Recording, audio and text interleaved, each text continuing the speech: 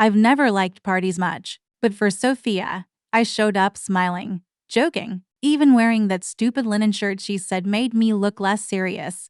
It was Mark's birthday, one of those cozy backyard gatherings where the string lights glow just enough to make everything look a little more magical than it really is. The fire pit was lit, the drinks flowed, and music hummed low like a heartbeat. Everyone seemed relaxed. Everyone but me. It started with something small. A name I didn't recognize. Lucas spoken casually by one of her friends as we arrived. "Oh, Lucas is here already," she'd said, adjusting her lipstick in the car mirror. We walked in together, hand in hand, and for a while, it was easy. Familiar faces, familiar laughs. I grabbed his drinks.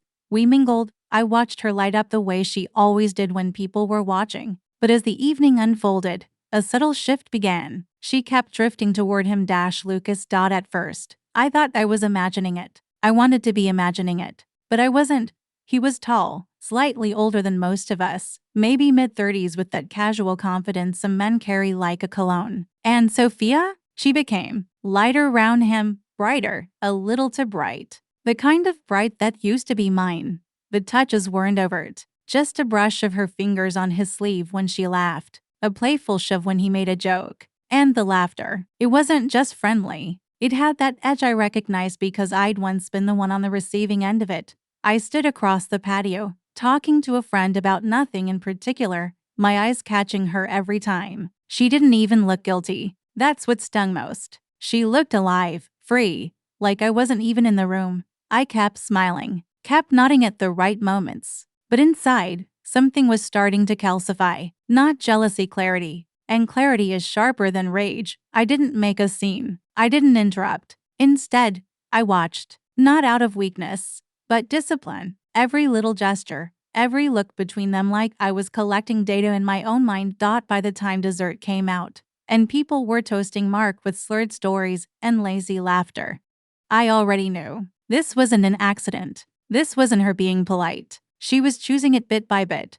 in real time while standing just a few feet away from me. I could have pulled her aside. I could have said something cutting, but that would have given it power. Instead, I sipped my drink, leaned against the railing, and made a different choice. I'd let her show me exactly who she was without interrupting the performance. Let the night reveal what words might try to cover. Let her write the script in gestures, and I'd be the silent audience. And when the time was right, I'd enter the stage not as a victim, but as the man who saw it all and stayed silent long enough to let the truth echo without saying a word. The music got louder as the night deepened, but it couldn't drown out what I saw. Sophia moved like she'd forgotten I was even there. Or maybe she wanted me to see, wanted me to know that someone else could pull that laugh from her chest, tilt her chin back just right, make her forget she came here with a man who kissed her shoulder before they walked in. Lucas was magnetic in the way men in control always are. He didn't chase, didn't press. He just stood still and let the attention come to him. And she gave it freely. When she leaned in close to say something near his ear, I saw her hand rest on his arm just a little too long. Her fingertips didn't move fast enough to be innocent. That's when I knew it wasn't a crush. It wasn't accidental chemistry. It was intent. There's a kind of infidelity that isn't physical, but it's just as loud. It happens in body language, in eye contact, in the invisible string that forms between two people who shouldn't be pulling it tight. I noticed how she kept adjusting her dress, how her lips curled differently when she smiled at him, how she played with her necklace when he spoke, a habit she only did when nervous or excited. She didn't do that with me anymore. The first time I caught Lucas glance at me, his expression flickered, not guilt, not fear, but curiosity, like he wanted to know if I was paying attention. I held his gaze, then gave a slight nod. It was all I needed to say. "I see you." I started drifting closer, not obviously, not directly, just enough that she'd have to feel my presence again. I passed near them once, then again. The second time, I felt her shift. Her posture straightened slightly. She pulled her hand back quicker when she laughed. Still, she didn't stop. That's when I decided to stop being background noise. I wouldn't cause a scene. I wouldn't raise my voice. But I would interrupt the illusion just once and do it in a way that neither of them would forget. As I stood there by the drink table, I could hear them laughing again behind me. That kind of laughter that's private even in public. And I realized something else. She wasn't embarrassed. She was electric with it. This wasn't just temptation, it was a performance. And Lucas was her favorite audience. That's when I decided. No anger, no confrontation, just presence. I straightened my shirt, checked my phone not because I had a message, but because it gave me a reason to walk over, without looking like I was chasing them. I took a slow breath and stepped forward.